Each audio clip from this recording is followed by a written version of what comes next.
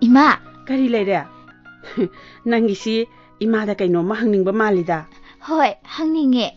Ngasi di suti nina cha khara thengna chaje. Ningthau sibi gi wari do amta libiyo ba. Se ima, se ba amta libiyo ba se. Masi gi angang sigi gidi gi takpi sidi ba. Litho ga loire kaino. Isana sok yamna khangninga da bo. Cha kamta thongoi da he. Ima nung sibi. Phagi tawgan ba sutok trine.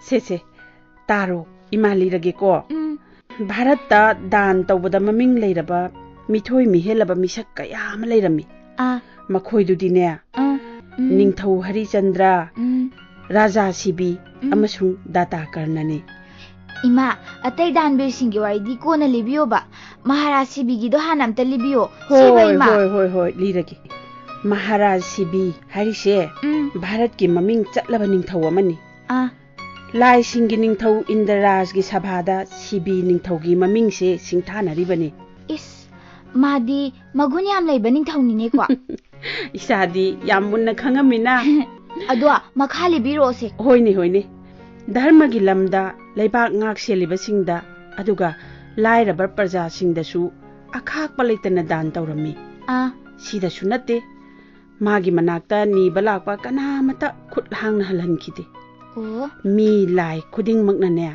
mahakpu singthanarami thagatnarami nungmadine lai singna mahaki latnaba leitaba dan asigi damakta sangyeng ama tawrasi haidana walipnarami Ima adu phaba ningthaududa laina kai sangyeng tawbidoino is mai thonga langsilladana phattaba sangyeng na tiye be ma waruno nangbu ningthau sibi nungsibarane Nusina yam nusi makhadine Indrara Sorarenga Dharmara Zongana sangyeng ama tawrasi haidana lepnare makhoi ani do amana khunu khrangi saktam lauraga malem da khongdara ibema masigi wari sidi drama oina tabana bu hena nungaini ne hoi ima akhoi pabungna purakpa drama gi kese dam legibane hoin he chumine noi pabungna yam purakibani he hema to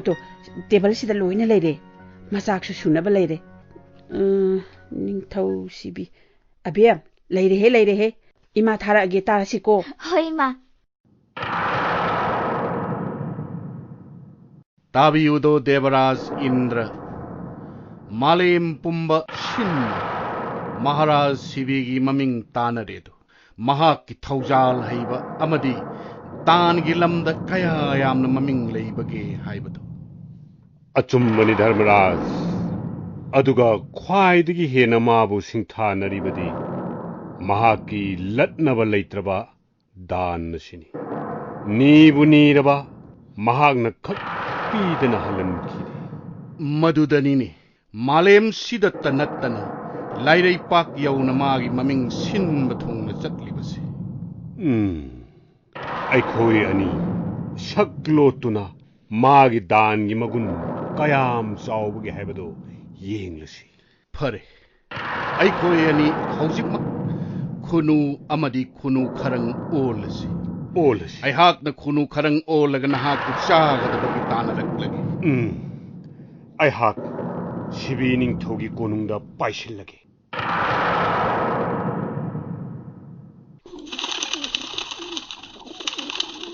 Maharaj, ay bong takan biyo Maharaj. Ay kita ay takan biyo. Kunu karang amana ay utsaga da bagitana lagli. Tola ba ay bo abuk takan biyo Maharaj. Sidi kunu nina. Ay tampak tarak laba sul laba kuno sina mabukan biyo hai. Ining thau ay gi yadagi chinjak munbiganu. Adom di dharma laibani kunu ado ay gi pam sinnabiyo. Kudak asimakta tapibiyo. Ining thau to laba ay hagna napam na sangjarapani. Adom na tana ay hagi kana laijade.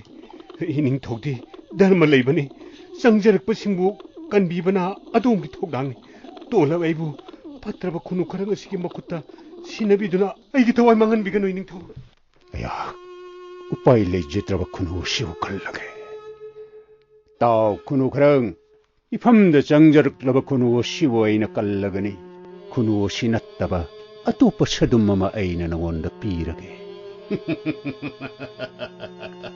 이닝타우 아이디 꾸이나 탐로라바 아마디 아또빠 미나 핫빠 지바 아마tta 사데 그래 아이고 꾸이나 탐로라바 아또빠 지바 마tta 사데 톡구마다 우니데가 파레드디 나 닝타우에게 학장하시기 샤둠마시 샤방한거다 नत्ते महाराज मधु धर्म याउदबगी थबक अदुदि हायो नंगी अपाम करिनो हायो अयहाक अतोप अमा अमुक नीररोय माकना हाइरिबसिमक पांगथोकहल्लगे फरे महाराज न ताकपीबदो अयहाक याजरी तौबतबु सदुम अदो खुनु अशिगा लुम्ब चप मानब ओहनबी कनालै हौजिमक एगी हक्चांग असिदगी खुनु असिगा लुम्ब चप मानब सदुम का अरुम्ब ओनबदुगी नामद खुनु असि लेहल्लो अदुगा एगी सदुम असे माग लुम्ब चप मानन ओनगदबने राम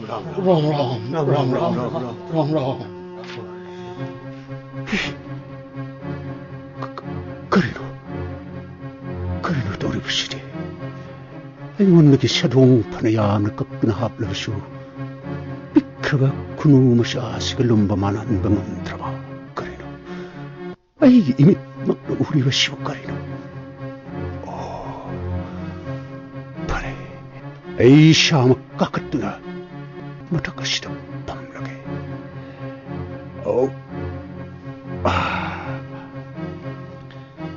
महाराज नहा किंगम खई लेत्रबदान सिउबदा अखोई पेले उरबरा महाराज स्वर्गदगी लेखल सूरब लैरांग कयाना अतत अखम लेतना नहाकी नथक्ता साइथरगलिबसे नहाकसु नसादो हानगी सक्तमदा हंजनजरो अखोई अनीसे अतई कनासु नत्तेदो अयहाकना इंद्रराजनी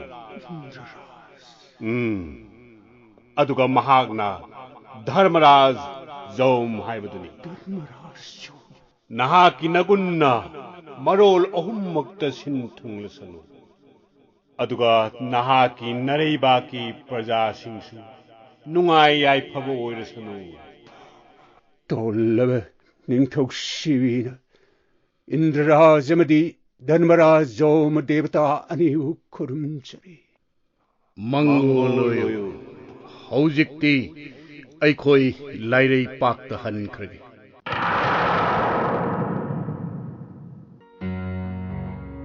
नुंगाइत्रा अफावब मिसकसिंगी वारिसे याम नुंगाइये इमा अदो अखोई लमदमसिदसु मागुंबा मिसक मसिंग यामना लेरदि याम नुंगाइनिको नुंगाइनिबो अफाबा निंथौ अमा लेरदि मागी प्रजा सिंग नुंगाइ भाइबसिदि हौना सानी अदो इमा दानबीर कर्णसु ममिंग चटपसिंगी मनुंगदा यावखि मागी मरमदसु खिता हाइबियोबा सेबा दानबीर कर्ण हाइबा नुपासिदिने महाभारत यावबा अथोइबा मिसक अमनी मागी वारिदि याम सांगी अदुना इमा तेंतकना लिगेको होइमा दानबीर कर्ण हाइना खंगनरिबा नुपासे पांडोक की मचिन मनाव मंगा पोकपी कुंती की मचानी मपाना नोमदोंदा मसेक नाइना थोकलिबा नुमित कौबा देवता असिनी कुंती न लैसारिङैदा दुर्वासा मुनि की सेवा फंगजै मदुदा मुनि दुना पेनबिरदुना आकर्षण मंत्र पिबिरमी मंत्र असिना कौनिंगबा देवता अमबु हेक्ता कौबा याय अदुदगी दिने कुंतीना नुमित कौबा लाइबु कौरेदो अदुदगी नुमित कौबा लाइना नसा नुपा अमा फंगजरो हाइदुना कुंतीदा बोर पिबिरमे अदुदगी अंगांग अदो कुंतीगी मनाकोंगदगी पोई हाइदुना कर्ण हाइना थोनखि कर्णदि करी दान तौबगी ममिंग चटलिनो अदु सोमता हाइबियो बैमा अदुबुरो Magi asengba mama mapa masak khangningbadagine mahakna akhakpa leitana dan tawrami. Indrara sorarena magi khubi niki jingnaba leitana adumak piki. Mabu hek pokchebi mama kuntina ne magi khudumbi amung nire. Adusho adum piki. Leita laira kaya da su ngamjaba dan adum tawi. Madudagini magi mamingse dan birkarna haina maming chatlibase. Oh. Ima, aisu hayawai chawrakanda pukchel phajabi ama oige ko. Oy lairi ka yamna tamlaga leita laira kaya gi seba tawgadamni chasidi.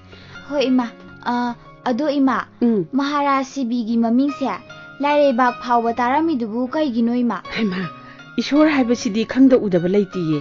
Taibong pan punamak pusu sembiribani. Adunani Maharaj Sibi gi maming laire bak yongna taramido. Oh. Abia. Ngasigi loisilasi. Imane mathangi shuti numit oiba madane amuk takpirage ko. Hoi ima.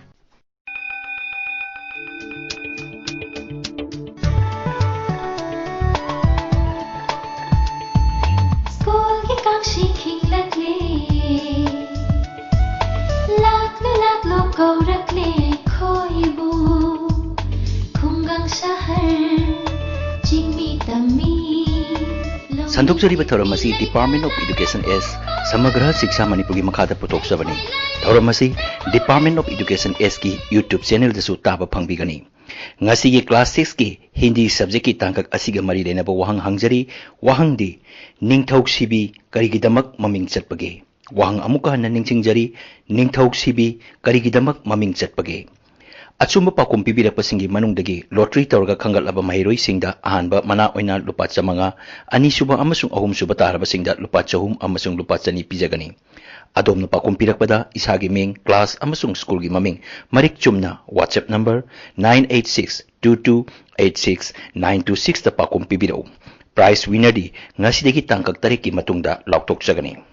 Mamangda aibadi thasigi tara mangada hangjakiba class 6 ki English supplementary reader gi wahang gi pakumdi thaumaida wari sajinaduna wa khumnakna ba haiki sumna pakum pibirak pasingi manungdagi lucky draw tawraga mathangsina ahum khangatsare khangalaba sing adudi ahanbada hijam chumthang lenbi Little Flower School Imphal ani subada ayakpam Valentina Sacred Heart School Porompat ahum subada Albert Lairen Lakpap Tiny Tot English School Imphal ni adongi selgi mana atuba matamda adongi leifamda thajarak lagani ngasi gi damakta di kaina nabaya thang nijari pinabirasi.